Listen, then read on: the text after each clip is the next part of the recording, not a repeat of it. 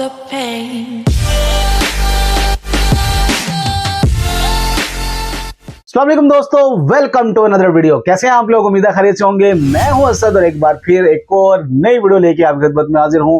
आज मैं एक बार फिर द कोस्तानी चैनल की नई वीडियो के ऊपर रिएक्शन करने वाला हूं। इसका टाइटल है सद्दाम हुसैन, हीरो या जालिम। ये वीडियो भी हम दो पार्ट्स के अंदर रिएक्शन करेंगे। तो चलिए इसका पहला पार्ट स्टार्ट करते हैं। वीडियो को अंत तक जरूर देखिएगा और चैनल को सब्सक्राइब करना न भूलिएगा। Saddam Hussain. Saddam Hussein was a bad guy. Disarming Saddam Hussein now. एक यतीम बच्चा और आगे जाकर दुनिया के सबसे बड़े लीडर्स में से एक, नो डाउट। जिसके मरने के 20 साल पूरे होने वाले हैं, लेकिन आज भी पूरी दुनिया उसे याद करती है।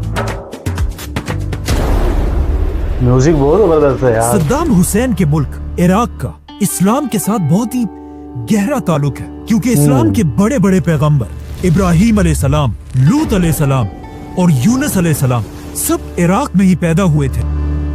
लेकिन इन सारे पैगंबरों के बाद भी यहाँ के लोग एक खुदा को बिल्कुल भूल चुके थे और उस एक खुदा की जगह आग की इबादत करने लगे थे। आखिर रसूलुल्लाह सल्लल्लाहु अलैहि वसल्लम के बाद इस्लाम के पहले खलीफा अबू बकर रज़ियल्लाहु तआला अन्हु ने पूरा अरब फतह करने के बाद अपने जनरल खालिद बिन वलीद को हुक्म दिया कि जाओ और पूरी दुनिया में सबसे पहले इराक को फतह करो। और जनरल खालिद बिन वलीद ने ऐसा ही किया, जिसके बाद पहली बार इराक मुसलमानों के कंट्रोल में आया। ये एक ऐसी फतह थी कि इसके बाद अगले 1300 साल तक कोई भी मुसलमानों से इराक नहीं छीन सका। लेकिन आज से 100 साल पहले जब इराक पर उस्मानिया खिलाफत की हुकूमत थी, दुनिया में एक बहुत बड़ी जंग शुरू हुई, वर्ल्ड वॉर 1, जिसमें ब्रिटिश एम्पायर ने पहली बार मुसलमानों से इराक छीन लिया। और इसे छीनने के बाद यहाँ पर इराक में अपना एक पपेट बादशाह बिठाया। और सिर्फ यही नहीं, बल्कि पूरे अरब में हर जगह अपने पपेट बादशाह बिठाए। नाउ बाकी सारे बादशाह तो आज तक अपनी कुर्सियों पर फुल ताकत के साथ बैठे हुए हैं, लेकिन इराक का बादशाह अपने मुल्क को संभाल नहीं सका, क्योंकि कुछ ही अरसे बाद इराक के बादशाह को उसके तख्त से हटा दिया गया और पूरे इराक में एक बहुत बड़ी कंफ्यूजन पैदा हुई और बहुत तेजी से इराक के लीडर्स बार बार बदलने लगे। अब इराक के इसी कंफ्यूजन के दरमियान इराक के एक छोटे से गांव में एक यतीम बच्चा पैदा हुआ, जिसका नाम था सद्दाम हुसैन। कुछ लोग उसे एक हीरो समझते हैं और कुछ एक जालिम डिक्टेटर। सद्दाम हुसैन को देखा, वो भी फिरौन था। लेकिन सद्दाम कोई आम बच्चा नहीं था। उसके पैदा होने से पहले उसका बाप मर चुका था। और जब सद्दाम की माँ को उसके शौहर के मरने का पता चला, उसने सद्दाम के पैदा होने से पहले सुसाइड करने की कोशिश की। एक यतीम बच्चा होने की वजह से सद्दाम हुसैन को बचपन से उसके दोस्त तंग किया करते थे, जिसकी वजह से कहा जाता है कि सद्दाम हुसैन बहुत छोटी सी उम्र में अपने साथ हमेशा एक स्टील रॉड लेकर फिरता था। और जो भी बच्चा उसे तंग करता था, वो सीधा उस स्टील रॉड को उसके सर पर मारता था। मतलब सद्दाम हुसैन के दिल में बचपन से डर नाम की कोई चीज नहीं थी। इसके कुछ ही अरसे बाद जब सद्दाम हुसैन की माँ ने दूसरी शादी की, सद्दाम का सुतेला बाप उस पर इतना जुल्म करने लगा कि सिर्फ 10 साल की उम्र में अपने घर को छोड़कर भाग गया और जाकर अपने मामू के साथ रहने लगा। और यहाँ से उसकी जिंदगी हमेशा के लिए बदल गई, क्योंकि उसके मामू का ताल्लुक इराक की एक छोटी सी पॉलिटिकल पार्टी बाथ पार्टी से था। इस पार्टी में सिर्फ 100 या 200 लोग थे। जब सद्दाम हुसैन ने छोटी सी उम्र में इस पार्टी को ज्वाइन किया, इस पार्टी में सबको पता था कि सद्दाम हुसैन की एज तो बहुत कम है, लेकिन ये इस पार्टी का सबसे वायलेंट और बहादुर मेंबर है। जैसे ही सद्दाम हुसैन ने इस पार्टी को ज्वाइन किया, इस पार्टी के लोग अमेरिका की CIA के साथ मिलकर उस वक्त के इराक के प्राइम मिनिस्टर को मारने की प्लानिंग कर रहे थे। और ये इतना मुश्किल प्लान था, इसीलिए उन्हें इस काम के लिए बहुत ही खतरनाक लड़कों की जरूरत थी। तो ऑफ कोर्स उन्होंने इस काम के लिए सिर्फ 24 साल की उम्र के सद्दाम हुसैन को चुना। सद्दाम हुसैन ने अपनी टीम के साथ जाकर प्राइम मिनिस्टर की गाड़ियों पर गोलियों की बारिश कर दी। लेकिन इस हमले के बाद भी प्राइम मिनिस्टर बच गया, जिसके बाद मजबूरन सद्दाम हुसैन इराक को छोड़कर इजिप्ट की तरफ भाग गया। नाउ सद्दाम हुसैन का मिशन तो फेल हो चुका था, लेकिन उसकी बहादुरी को देखकर दुनिया के कुछ ताकतवर लोग उससे बहुत इंप्रेस हुए, जैसा कि अमेरिका की CIA। $3 billion investment we made. CIA Saddam Hussain को इराक के फ्यूचर लीडर के तौर पर तैयार करने लगी, क्योंकि इसके कुछ ही अरसे बाद जैसे ही इराक में सद्दाम हुसैन की पार्टी की हुकूमत बनी, सद्दाम हुसैन वापस इराक की तरफ आया और सिर्फ 30 साल की उम्र में इराक का दूसरा सबसे पावरफुल इंसान बना।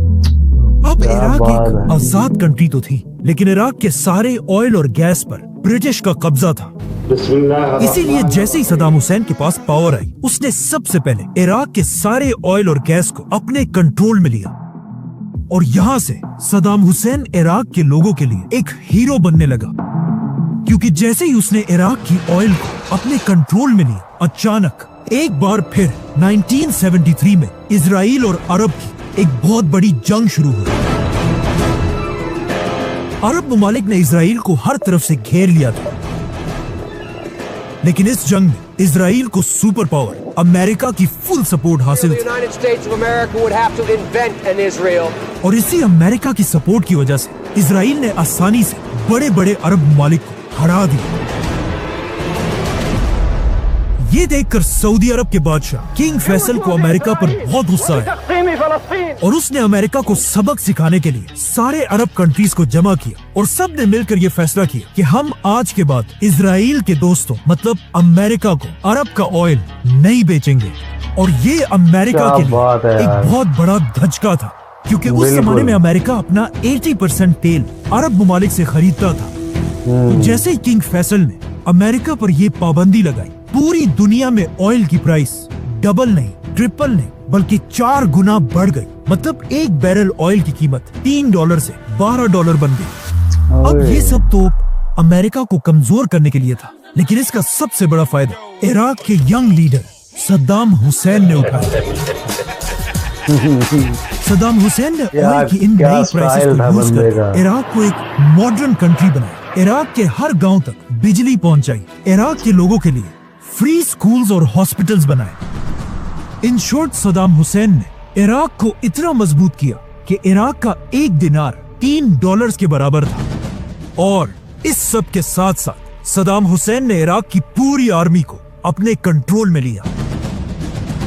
लेकिन ये सारी बातें तो एक तरफ, यहाँ से सद्दाम हुसैन को अपनी जिंदगी की सबसे बड़ी इंस्पिरेशन मिली। अमेरिका में हॉलीवुड की एक फिल्म रिलीज हुई, द गॉडफादर, जो एक माफिया डॉन कॉर्लियोन फैमिली की कहानी है। In my home, in my bedroom. कहा जाता है कि सद्दाम हुसैन को ये फिल्म इतनी पसंद है That was his favorite film.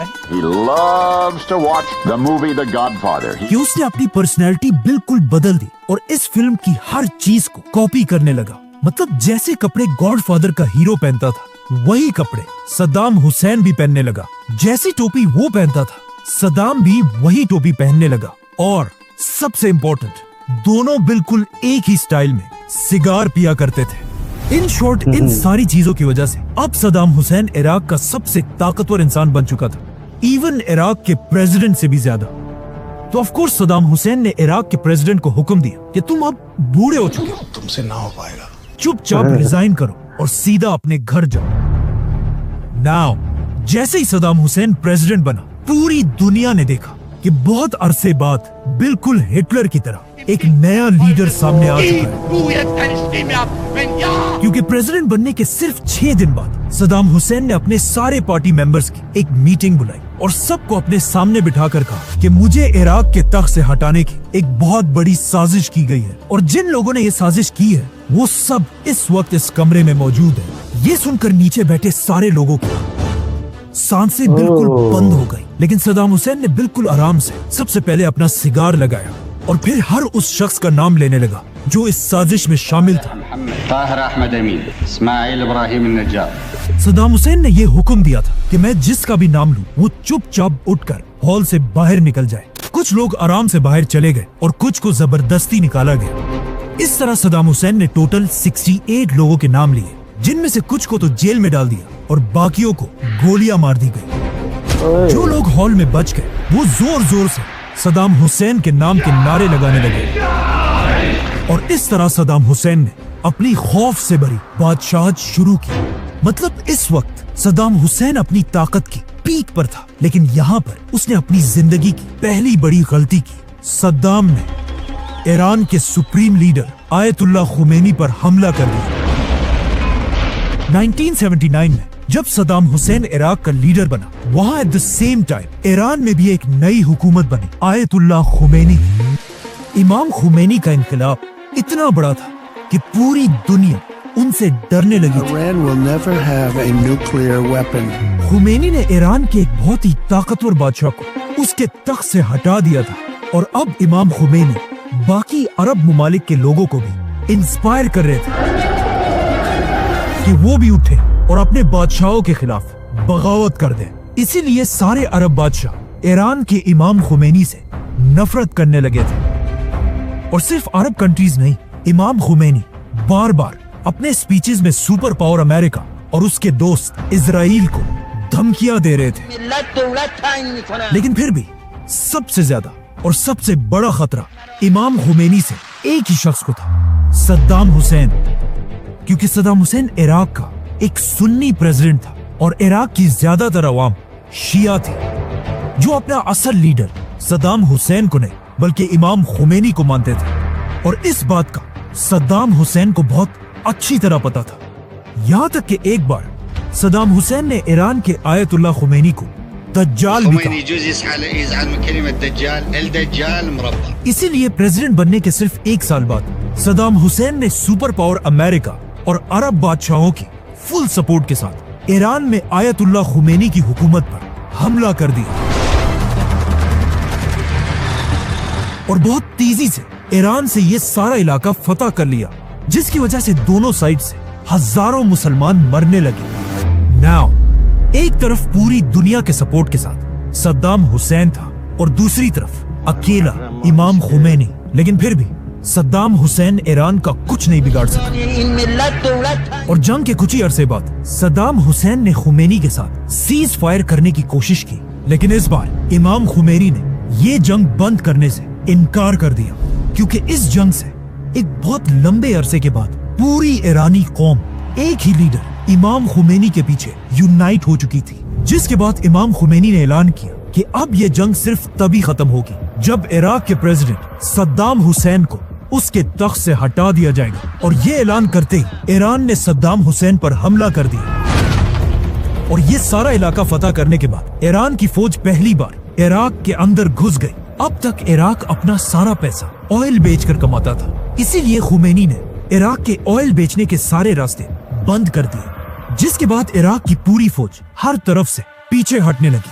अब फाइनली सद्दाम हुसैन डरने लगा था, क्योंकि उसकी हुकूमत के पास पैसे बिल्कुल खत्म होने वाले थे। तो सद्दाम हुसैन मजबूरन हर किसी से, अमेरिका, सऊदी, कुवैत, सबसे कर्जे लेने लगा।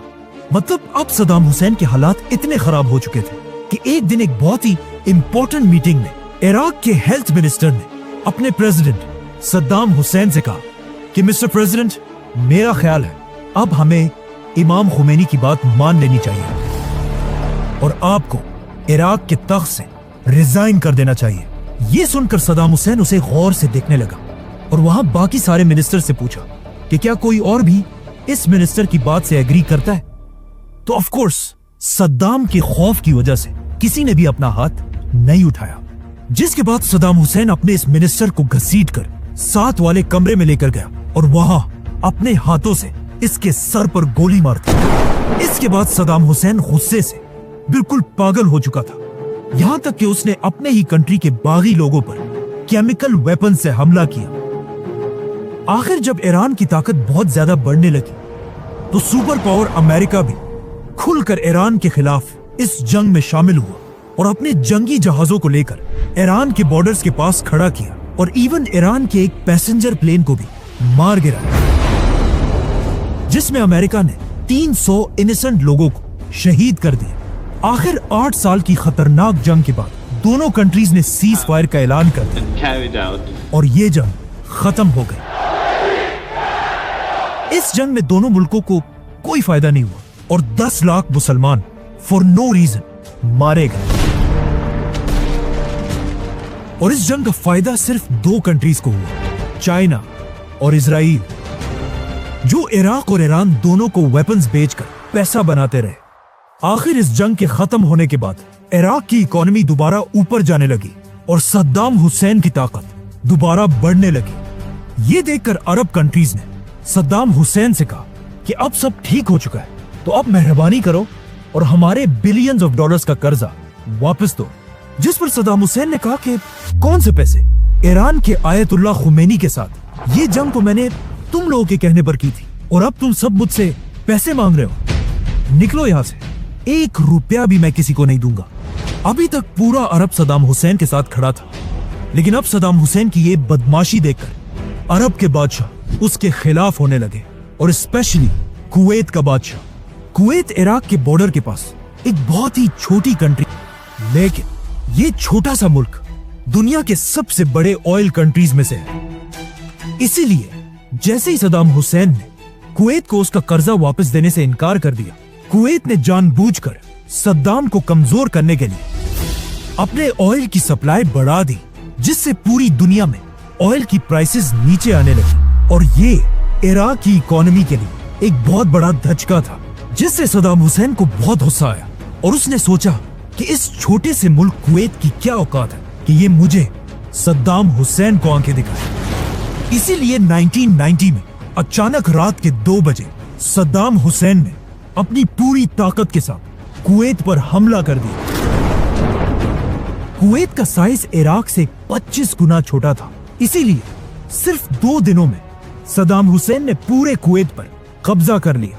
ये देखकर कुवैत का बादशाह और पूरी रॉयल फैमिली कुवैत को छोड़कर भाग गए, सिवाय एक शहजादे के, कुवैत के बादशाह का भाई शहजादा फहद, जो इराक के हमले के बाद भी बहादुरी से अपने महल में बैठा रहा। लेकिन जैसे ये शहजादा इराक की फौज के हाथ में आया, उन्होंने पहले इसके सर में गोली मारी और फिर इसकी डेड बॉडी के ऊपर अपने टैंक्स चढ़ाए। इसके बाद सद्दाम हुसैन का खौफ पूरे अरब में फैल गया, और कुवैत जैसे रिच कंट्री को अपना एक सूबा बनाने के बाद सद्दाम हुसैन इराक बल्कि पूरी अरब दुनिया का सबसे पावरफुल लीडर बना। लेकिन कुवैत पर हमला करना सद्दाम हुसैन की जिंदगी की सबसे बड़ी गलती थी, क्योंकि हमला करने से पहले सद्दाम हुसैन ने अमेरिका के साथ एक मीटिंग की, जिसमें अमेरिका ने उसे क्लियरली बताया कि तुम अरबों की जंग से हमारा कोई लेना देना नहीं है। लेकिन ये एक बहुत बड़ा झूठ था। अमेरिका बस सद्दाम को अपने ट्रैप में फंसाना चाहता था। इसलिए नहीं कि अमेरिका को कुवैतियों की कोई परवाह थी, बल्कि इसलिए कि अमेरिका चाहता था कि सद्दाम हुसैन को एक बहाना बनाकर वो हमेशा के लिए अरब दुनिया की तरफ अपनी आर्मी भेजे और वहां पर अपने बेसेस बनाए। और बिल्कुल ऐसा ही हुआ।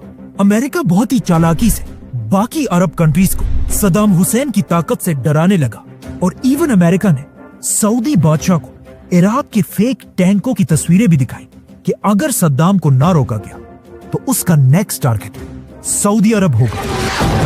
ये था सद्दाम हुसैन की वीडियो का पहला पार्ट, जिसके अंदर इन्होंने पूरी डिटेल बताई सद्दाम हुसैन की, उसने बचपन किस तरह से गुजारा और किस तरह से वो बड़ा हुआ, कौन सी पार्टी को ज्वाइन किया, और फिर पूरे इराक का कंट्रोल उसने किस तरह से संभाला। ईरान और इराक की जो 8 साल तक जंग चलती रही और उसके अंदर किसी को भी कोई फायदा नहीं हुआ सिवाय नुकसान की। और फिर उसने जो सबसे बड़ी गलती की वो कुवैत के ऊपर हमला करके की। वो किस वजह से किया वो हमने इस वीडियो के पहले पार्ट के अंदर देखा। मुझे इनकी जो स्टोरी टेलिंग है वो बहुत ज्यादा पसंद है। आज की वीडियो बहुत जबरदस्त थी। उम्मीद है आपको ये वीडियो अच्छी लगी होगी। वीडियो को लाइक कीजिएगा, शेयर कीजिएगा और चैनल को सब्सक्राइब करना ना भूलिएगा। मुझे दें इजाजत, मिलते हैं एक और नई वीडियो के साथ। तब तक के लिए रखिएगा अपना बहुत ज्यादा ख्याल। अल्लाह हाफिज।